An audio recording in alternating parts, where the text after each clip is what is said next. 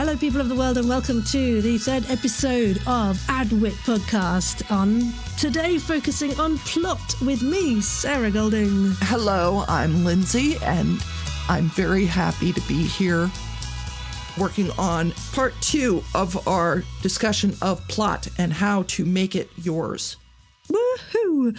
So we hope you've had a chance to have a look at those fantastic links we put on our show notes from last episode of various Rube Goldberg devices, Heath Robinson contraptions. We hope you've also had a chance to think about your own structure and utilise the resources Lindsay shared last week. So onwards with plot. Yes, with plot. Or scheme or plan or how you're going to get from point A to point Z, no matter what. Last time we talked about, just real quick, we talked about a person wants to do a thing but comes up against an obstacle and ends up bleh or yay or whatever. And we also talked about 5-act structure, which is a person comes up against a person wants to do something, comes up against an obstacle, fails, learns from their mistake or learns from their failure, and then keeps going based on what they've learned and ends up hopefully triumphant. Yes. The best ones that I really like is ones where the person gets what they think they want, but for some reason it's a failure. And they learn something and they end up changing in that last act. They're a new person and they move forward into this new world and they're changed and they end up succeeding even better than they would have. So what examples could you give of that? Genre-wise, maybe? The first thing that is coming to my mind right now is WandaVision. Because I'm watching that on the Disney Channel right now. Too. Are you watching that too? Oh my God, I love it. Why isn't it Friday yet? I know. Okay, so I don't want to spoil WandaVision. Actually, I can think of something which is a good example, and it may be a spoiler for Wooden Overcoats. But Wooden Overcoats has been around for a very long time. Yes. And I guess it's okay. All right, spoilers for Wooden Overcoats, and I'll put a time signature in the show notes if you don't want to have Wooden Overcoats spoiled for you. Yeah, sing the theme tune over this bit to yourself if you don't want to listen. Yes, that's a good idea. So in any case, Sarah, do you remember in Wooden Overcoats? Yes. Remember after David K. Barnes started playing the Doctor? Yes. And the Doctor, the Doctor. That was so funny. So Okay, so do you remember when, I'm going to drop a big spoiler for people who are not familiar with Wooden Overcoats. Do you remember when Georgie's Nan died? Yes. It was so sad. We cried. It was so we sad. laughed. We cried. It's beautifully sad because it was so funny and not. Then now the fine line of tragedy and comedy, Lindsay. Yeah, well, it was that, but the other thing about it too was, this is another thing that just makes me, that just makes me go, David K. Barnes is a genius. And yes, it really, David K. Barnes is brilliant. In any case, here's what happened in that scene, in my opinion. Okay. First of all, right before we found out that Nan died, just before that, something had happened to cause Chapman to have some kind of major mental breakdown. I can't remember what it was. And Chapman ends up in Rudyard's kitchen, drinking tea with him, and the two of them are becoming friends. Yes. And they're talking back and forth, rapid fire. This amazing moment of, basically, it was the moment that Rudyard won. I can't remember what it was, but maybe it was that Chapman's funeral home failed or something happened. And Chapman, for some reason, was utterly lost. And he went to Rudyard to get help. And Rudyard sat there talking him through his pain. And the two of them were just they're bantering back and forth, rapid fire, rapid fire, rapid fire. And it's really funny. Mm-hmm. And something is just wrong. And yet it's so right. Basically, Rudyard has won. He has won over Chapman. And now he's making Chapman just dance for him like a little marionette. And meanwhile, outside in the rain, the doctor tells Georgie at a very slow pace that her Nan has died. And it's at this in peace. Yeah. And so it goes from being this I win moment to this I am so sorry to tell you this. But and what's happening in that moment is Rudyard has won. He has effectively won. He has finally broken Chapman, which is the thing that he wanted from the very beginning.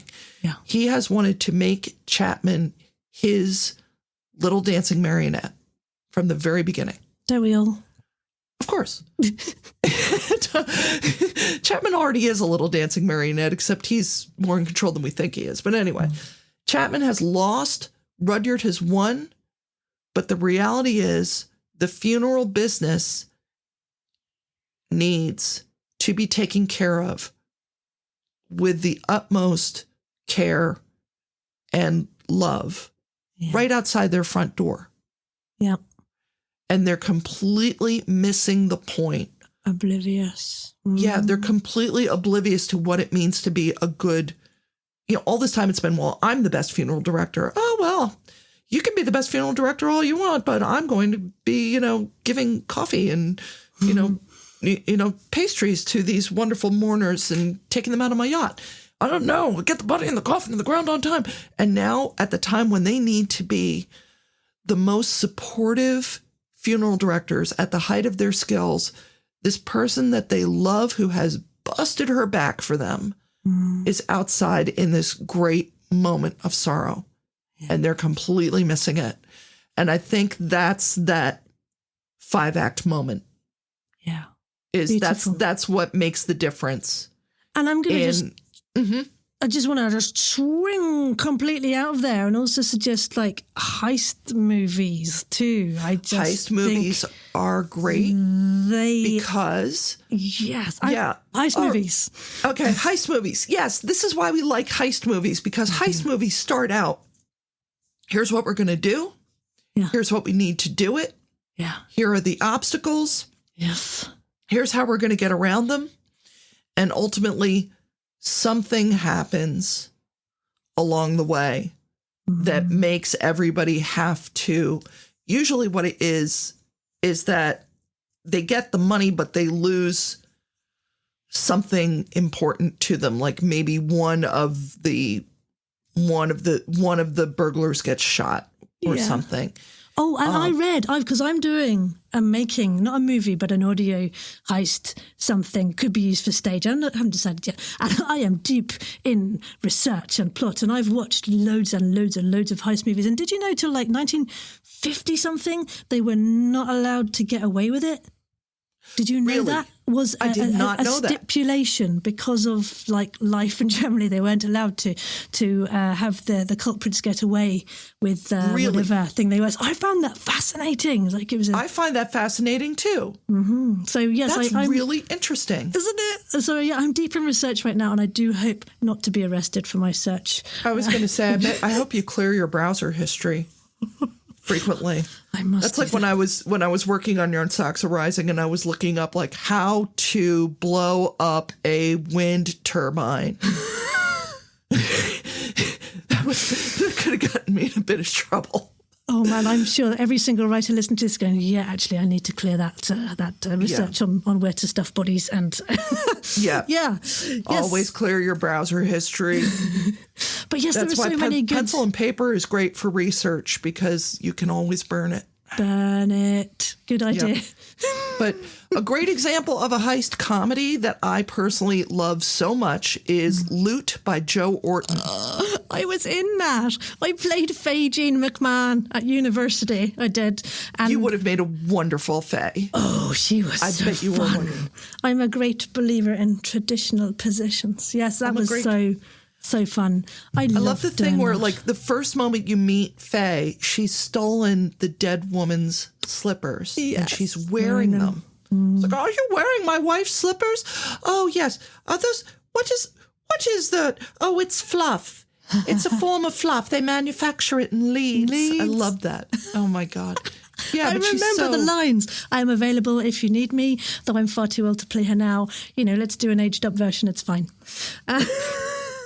Actually, no. I think Faye could be. If Faye were 60 and the lads were 22, that would just make it even more. Yes. More Orton-esque. I mean, it's like entertaining Mr. Sloan. True. Okay. True. So we'll sit here and have our Joe Orton discussion at another time. Yeah. But fun fact for everybody listening at home, Joe Orton started out making scripts for the BBC, for BBC Radio. The poor thing. Yeah. Joking. I know. Ah, the BBC. I have very strong feelings about Joe Orton. I love him very much. Yeah. He's a very complicated human being. But anyway, Loot is a great heist comedy. Why is it a great heist comedy? Because the whole thing takes place after the robbers have gotten the money and hidden it in the wardrobe. Yep. It all takes place in the front room, or maybe it's the mother's old bedroom. Bedroom, yeah. Yeah. So it all takes place in this one room. The robbers have gotten the money, they've put it in the wardrobe, they're hiding it. But unfortunately, the mother of one of the robbers has just died. And the other one, fortunately, works for the local funeral parlor. Yep. And what they're doing is they're basically trying to get the money out of the house while not arousing suspicion. The money in the coffin to get the coffin out of the house on time, right? Exactly. They've got to get the money and the mummy and the mummy, and they've got to get the mummy in the wardrobe, the money in the coffin, and all of it's got to be in the ground on time. But the thing is that Loot is much more a story about the two guys are in a relationship with each other. Yeah. And have been all their lives. Yeah. One of them is in a relationship with the mother's nurse, Faye Jean McMahon. Yeah. The other one, there's sort of a will they or won't they simmering under the surface between the two of them. So they're sort of having this weird three-way relationship. And what it's all really about is, can we all get away to Spain? Yes. Or should we all just stay here and set up house? It's and also dealing with the police. There's a lot of stuff about the fun of police brutality and how much fun that is. Oh, the comments. Yes. Yes. It does happen in Britain too, folks. Has, maybe it does. Oh gosh, we get in trouble now. No, we're not going to get in trouble. It's if you really want to explore an amazing satirical take about sexual liberation and a need for police reform, read Loot by Joe Orton. Oh yeah. But anyway, okay. So Loot by Joe Orton is a great play, and it's a great example of how to plot. We're going to talk about Harmon embryos or Harmon circles. What is a Harmon embryo or a Harmon circle? So if you are familiar with the TV show Community, or you're familiar, yep, or if you're familiar with, I think he also writes Rick and Morty. Yep. He also was involved with the people who made Yacht Rock, but I don't think he wrote it. I think he just hung out with them. In any case, Dan Harmon came up with a way of creating a plot that has been widely explored all over the internet. And it's very interesting. Basically, what it is here's what you're going to do. If you are sitting around listening to this at home and you're not driving or operating heavy machinery, grab a pen, grab a pencil, whatever makes you happy, and a piece of paper. And here's what you're going to do. And if you are operating heavy machinery or driving or something like that, just listen and you can do this later. What you're going to do to make a Harmon embryo or a Harmon circle or whatever, you're going to draw a circle. You're going to draw a line straight down through the middle of that circle. And you're going to draw a line straight across through the center of that circle. Then you're going to draw another line. You're going to bisect the quarters. So you're going to draw lines across it. And I'll put eight pizza slices, essentially. Yes, 8 pizza slices. So at the very top, you're at the top pole of your circle there, you've got a 1. And then going clockwise, each of these lines, you're going to number them 1, 2, 3, 4, 5, 6, 7, 8. Maybe want to dance. Da, da, da, da, da, da. Da, da, da, da, da, da, da. So anyway, then what you're going to do is we're going to think about, here's what it all means, what these numbers mean. You're kind of thinking, why did she make me do this?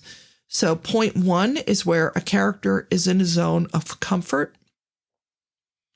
Number 2, they want something. Number 3, they enter an unfamiliar situation. Number 4, they adapt to it. Number 5, they get what they wanted. Number 6, they pay a heavy price for it. Number 7, they return to the familiar situation. Number 8, having changed. So, last week we talked about, can you help me find my mom? How would this apply here? One of the other ways to look at this is that the whole bottom half of your circle between 3 and 7, you could basically take like a highlighter pen or a magic marker or your pencil or whatever and shade out that bottom half. This is the part where the main character is dealing with what is most unfamiliar to them. It's sort of like the journey between the normal world and the not normal world. Yeah. So what we're looking at, let's apply actually, can you help me find my mother? Okay. To this. Here's how I would apply it. Everybody else may have a different opinion. Here's how I would apply it. Go for it. So, number 1, I know that I just said to you a character is in a zone of comfort. Instead of thinking of it as a zone of comfort, let's think of it as the quote-unquote normal world.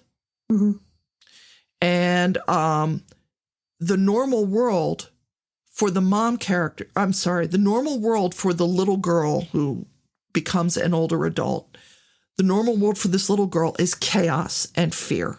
Yeah. 2, she wants something. Can you help me find my mom? She enters an unfamiliar situation. She's running around on the street. She goes into the whole normal world for her is she's running around on the street.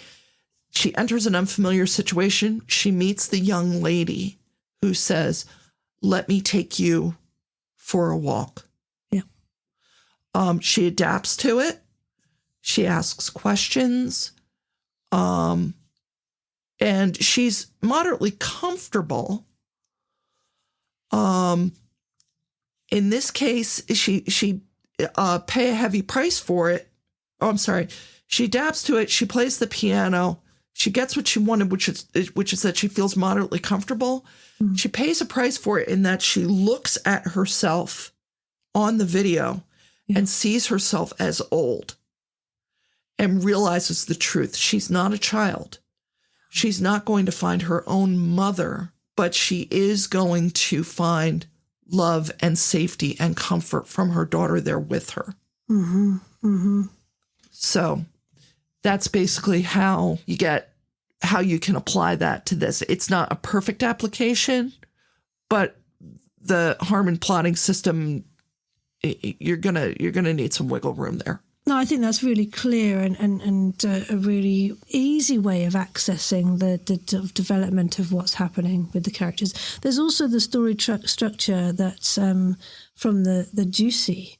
Do you want to talk about that? Basically, the Juicy Details is just the idea that if you have this, the idea is that basically everything on that circle from 3 to 7, or really like somewhere between 2 and 3 and somewhere between 7 and 8, all of that is this weird unknown thing, is where your character is sort of like plodding along going, I don't really know where I am, but I'm going to find out. I don't know who I am, but I'm going to find out. I'm going to look around me, and you have to deal with these challenges, and you have to sort of die and be reborn. Brilliant.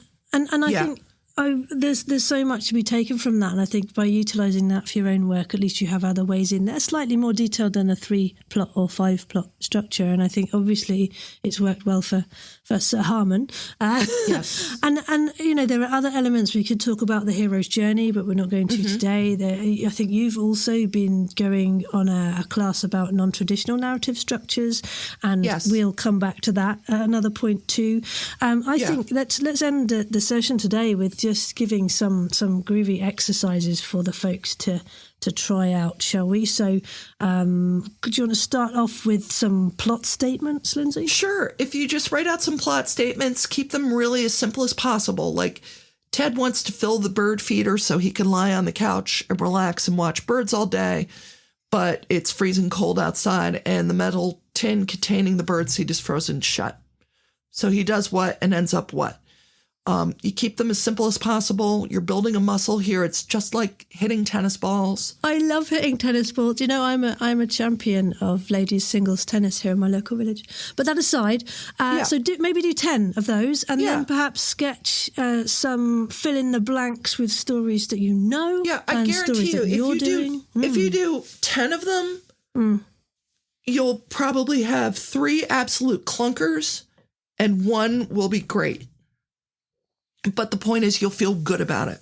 Yeah. And then sketch out some plot embryos. Fill in the blanks with stories you know and stories you're thinking about. If it's the easiest thing to do is to fill in the blanks of that with Star Wars or The Wizard of Oz. Yep. Those are the 2 easiest because they're very much the hero's journey. Yeah. I'm taking a class through writingtheother.com about diverse narrative structures, and I'm looking forward to sharing information with y'all about that as soon as I understand what's going on. Exciting. And I love that. Like, both of us are continually learning, right? None of us know the golden rule for the best plot structure ever, but these are at least some ways for you to just have a go, jump in and see if that helps you in your writing process. And we hope it does. Yes. So thank you very much for listening. That's the end of this episode today, and we hope that you get in contact with us if you would like to. Get in touch with us at adwit.org, adwit.org, or you can find us on Twitter, or you can send us an email. That'll be all in the show notes. And thank you so much for listening. Yes, happy writing, you wonderful people. Take care. Oh, Bye-bye. Yes. Happy writing. Goodbye. Have a wonderful day. Woo-hoo.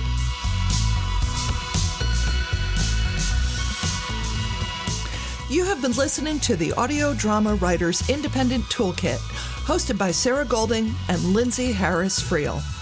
Audio engineering, sound design, and music by Vincent Friel.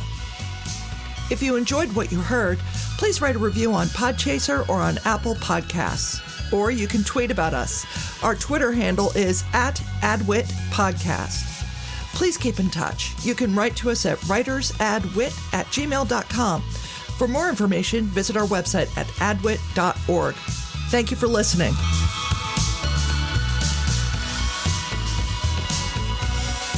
Adwit is created and recorded on the unceded land of the Lenni Lenape Nation. To learn more about the Lenape, their history, and their culture, please visit their website at lenapenation.org.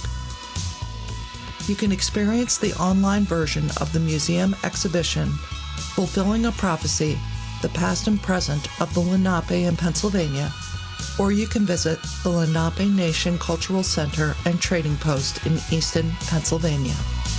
Thank you.